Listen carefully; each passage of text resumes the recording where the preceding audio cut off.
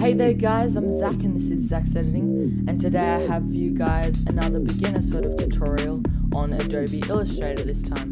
So I'm just going to be going over sort of the basic sort of things that you need to know to sort of use Illustrator. Let me know if you want to have some more on these, like some other software like After Effects and Flash and whatnot. But yeah, so let's get into it. So you'll open up Illustrator and you'll sort of have something like this. This is sort of the layout that I sort of like.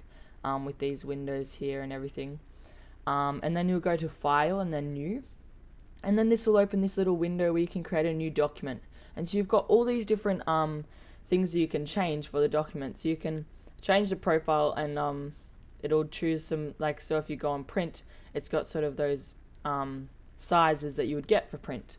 And now one thing that you really want to make sure that you know of is when you're creating it, you've got the color modes. So you've got CMYK and RGB.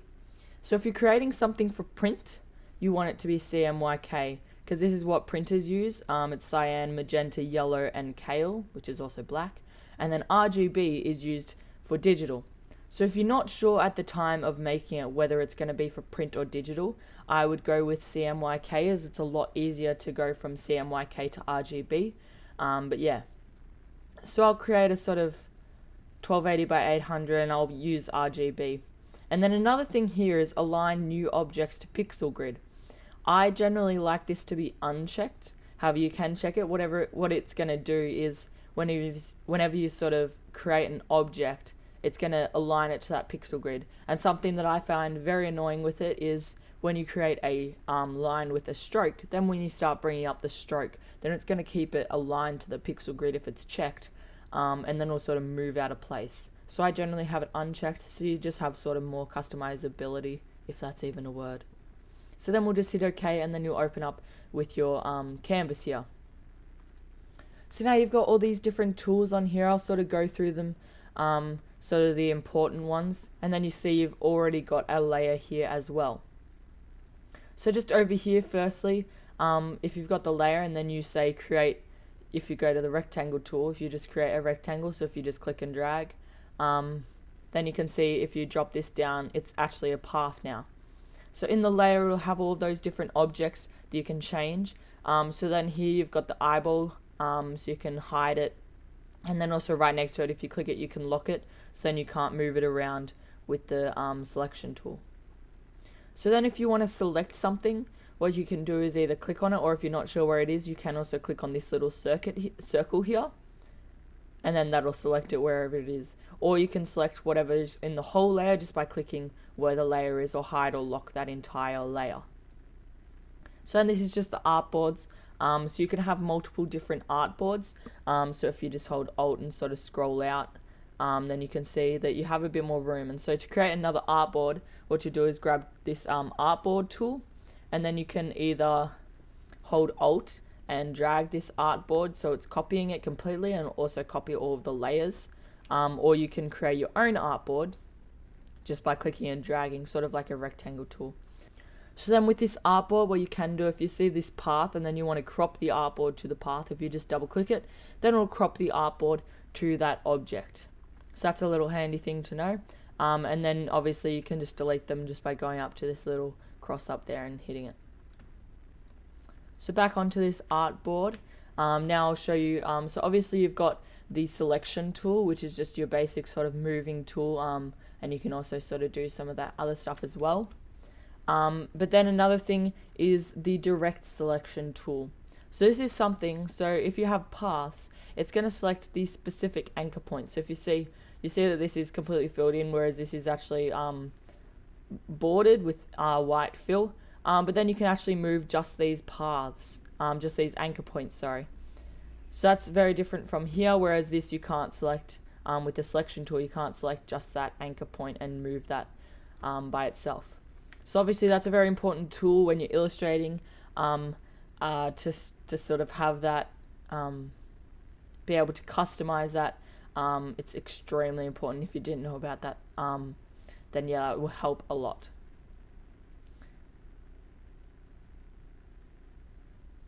So another important is obviously this So another important one is obviously the type tool. You've got these different types, but obviously they're sort of, you can figure out what they are, but the main sort of one is just the type tool. So you can either click and drag if you want the type to remain in a certain box, or if we just delete that, you can just click and then start typing, and then it'll go however long you want, and then if you just hit enter as you're going, then it'll create that. So then you can just sort of grab that and from the corners and make that bigger with the selection tool. And then up here you'll have all of your different things that you can change. So you've got opacity, stroke, the font and sort of what font style and the size, paragraphing, so if you want to align it to the center. And then you've also got some of these like exact sort of, so if you want to change the height exactly or like where it is exactly, you can do that. And then you can also change the reference point. So if you want to change the width from there, then you can do that, or like the height from there, then it's changing it from that reference point. So then you've also in this transform window, you can also do that as well. And so obviously if you're putting strokes and effects on it, you can scale them as well as you're transforming it as well. So then you've got the stroke window where you can add stroke to anything. So if you want to add some stroke to it, you can see it's sort of making it thicker. And then you've also got these sort of options as well. And so in all of these windows, you'll have this little point here, and you want to always make sure that you hit show options. So it'll show all of the possible options that you can see, whereas if they're hidden, you won't have all of those different things you can customize. That's really important to know. Otherwise, you'd only be able to change the stroke weight, and that wouldn't be very helpful. So obviously these are sort of, you can figure out what they are, but sort of if you look, if I just zoom in, sort of changing this corner is making it smooth. And then also a line stroke would be useful if you're using it on path. Type, it doesn't change, you can't change it, it's always just centered. But yeah. So another important thing to know about Illustrator is these two boxes here. So this front one, however, it could also be at the back, but this top left one is the fill. So if you double click it, then it comes up with all these different colors you can change. So obviously you can change all these colors, you can input color codes, whatever, and then that's changing the colors. You can see it's changed the fill in here. So you can see we've got some stroke, and that's black. So then this brings it on to the back one, which is the strokes. Obviously we can change that as well. Now that's very bright, so I'll just change that back just to not kill your eyes there. So then also with these, you've got these three different options here. So you can choose to have no fill, or you can also choose to have a gradient, and then it'll open up your gradient window where you can change it. So again, this is also has the show options, so you want to make sure that you show that. And then obviously if you double click in these, you can change the colors. You might get it looking like this, where it only has K, which stands for Kale, which is sort of like just black and white. But then if you click here, you can change all these different colors. So if you're using in CMYK, then you want to put it into CMYK, and then you can change all those colors here and stuff. And then you've also got the transparency window where you can change the opacity, and you can also make a mask. So if you just have it selected in the layers, we've got it selected here. And then if we hit make mask, and then we'll double click here, and then we'll just make it a white stroke. So some of these tools use the stroke as their thing, but you can see that it's sort of adding that mask now, and you can slowly see it starting to get revealed from me drawing this.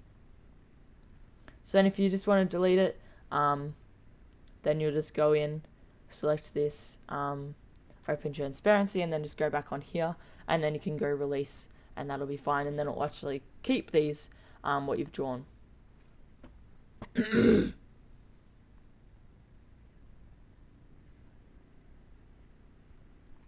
So another thing with these is with text especially, what's something important is I'll just go ahead and create some more text, just call it text, very original. And then something important with text to know is if you go to type and then create outlines, or as you can see it's also Shift Control O, then it's creating these into an actual path and not just the type. So then you can customize this text, say with the direct selection tool, and move these anchor points around to your liking. And then you can also select these, you can select these letters and move them around fully as well. So you'll see when I select it, it's selecting all of these. So if I try and move it, it can't do that. But if I double click on the T, then it becomes into sort of a isolation mode. And then you can change just those specific sort of points. So another important thing to know is if you're adding strokes, say we've got that and we'll put the stroke onto a red color, say. Then what we can do is if we go to Object and then we go to Path and Outline Stroke, then this is really helpful, and what it's doing is creating this stroke into its own layer. So say if we double click the stroke, we can move, if we then double click it again, sorry, we can move just the stroke around. So that means no longer it's not anymore a stroke sort of option. So if you're creating like effects, say, then you want it to be on the stroke as well, then it'll include that. So now if we go to the appearances, which is just this little icon, or if you don't have it, just a window, and then click on appearance and it'll open it. And then if we go to this FX, we've got all these different effects as well, or you can find them at effect, and then you can see all these different effects. So some of these will make it a raster image, which means that it won't be able to be zoomed up, so it won't be vector, but some of these also don't. So then you can obviously do some of these things. If you hit preview, you can sort of see what they are. So you can see like this is sort of what would have been done for the shapes logo. It sort of has this sort of effect with the bulge, but yeah. So then you've also got the pen tool, which is one of the best tools in Illustrator. It's going to be really helpful if you are doing illustration. So if I just go ahead and delete that text, the pen tool is something really amazing. So it's very similar to the pen tool in Photoshop. It's also quite similar to the one sort of in After Effects. It's got that same sort of view, except in Illustrator, you're able to customize it a lot more. So you can see if I just went from there and then just clicked here, it's going to create a complete straight line. And it's going to start straight away using what fill you have, so you can change that. And then you can also add a stroke as well and change that color. And then obviously all in that as well. But if I just delete that, with the pen tool, what you can also do is if you click, and then if you click and I'm still holding, so I'm still holding down my cursor, and then you can move it and so you sort of curve it as you want. So say if you want to make a sort of weird shape that's curved, then you can do that. And then to finish off it, you just go to the first one, you'll see this little circle just right there in the bottom right, and then you can finish that off. And you can also hold it just to create that smooth from there as well. So now this is a very weird illustration, but now we can go in, and if we go onto the direct selection tool, we can change any of these anchor points as we like to sort of customize them more. So then you've got these handles here for each sort of one that you've curved, and then what you can do is sort of move them as well to what you want. And then if you hold Alt while you're moving them, then it'll move only that one and won't affect the one on the other side. So that can be handy if you want to create a sort of big angle there instead of smooth right there, but still keep that smooth from the other one. So then you can also change the brush definition. So say if I just want to add that, so this will change it for the stroke. So I'll just create that stroke to be black so it's more visible. You can see that it's added that view here. So if you just go into brush libraries menu, and then you've got all these different default ones, and you can also import your own ones as well. So say if I go to arrows, arrow special, it'll open it up and I can create an arrow if I want. So you can see it's sort of like that. And then the uniform, if I just put this back to basic, the uniform is also quite helpful. You've got these different width profiles that are in it originally. So it sort of just changes it. You can see it's sort of like thicker here, and then it goes smooth as you would expect it from what these say. So if I just delete that, and then I'll show you the line tool, and you've also got some of the other ones, but the line tool is what you'll use most. So that's pretty much just a pen tool almost, except you're just creating singular lines. So then if you also with your selection tool, you can just click and drag and delete everything that's there. And then you've also got the paintbrush tool, which is sort of as you would expect. You can see I've got it on the arrow, so it's actually creating it as an arrow right now. So then you've also got the pencil tool, which is quite similar, except this actually saves it as anchor points, so then you can actually move that as well. And then a tool that I found really helpful is the shape border tool. So if we grab this rectangle, and we'll just set the fill to a red, and then we'll grab another rectangle and we'll set that fill to a black. Doesn't have to be different colors, but with this shape builder tool, if we select both of these and then when you click on the shape builder tool, you can see it's sort of selecting these different options, so it's using them as if they're overlapping. So then you can sort of click and it's going to create it sort of there, but if you hold Alt and then click, it's going to delete them that was right there. Now you can add it back as well. So that's really helpful. You can see I just clicked and dragged and then it created it all to black. But yeah, so then you can delete sort of places where they overlap. Another thing that's just sort of that can do that sort of same thing is just the Pathfinder. If you just go minus front, then it'll minus it from here if that's what you're going for and you don't want that at all, but that will cut off from this red. So then you can also obviously merge them together. That'll create them to be the same color, and you've also got these different options, but those are the two that you'll mainly use. So then you've got align, and then one thing to know about this is you've got align to selection, align to key object, and align to artboard. So align to selection and align to artboard will be the two that you mainly use. So align to selection, if you've got these both selected, we've got align to selection. Then if you choose any of these aligning, if you center them, then they're going to center together. So you can see right now they're centered together and they're not aligning to anywhere else. But then if you select both of these and then you go align to artboard, then we'll center it to the artboard or like to the right of the artboard or whatever you want.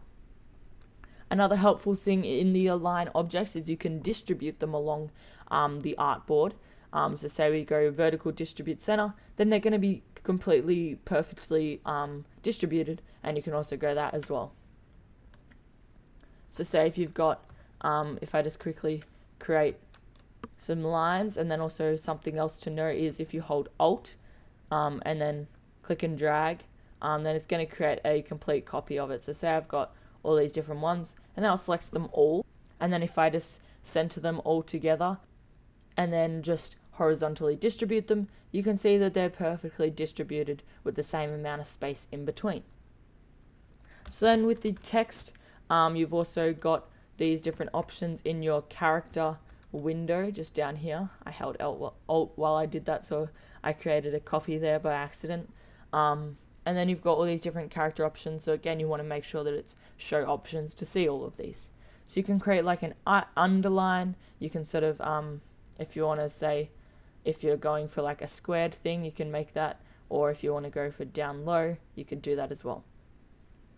Like if you have two lines, say, I'll just create that, then you can create the leading between them, which is just how much space there is between the two lines. You can change the font size, those font and style of that font. You can change the tracking, so that's how far apart these letters are. You can change the horizontal scale, the vertical scale, the baseline shift. So say if you want this to just shift up a bit, then you can just add that and it'll do that. And then you can also rotate the characters individually. And yeah, so that's pretty much all there is to know about the basics of Illustrator. If there's anything else you want me to go into further detail on, just leave them down in the comments section down below and I'll be sure to do that for you guys. So yeah, thanks for watching guys, and I will see you in the next one. Bye bye.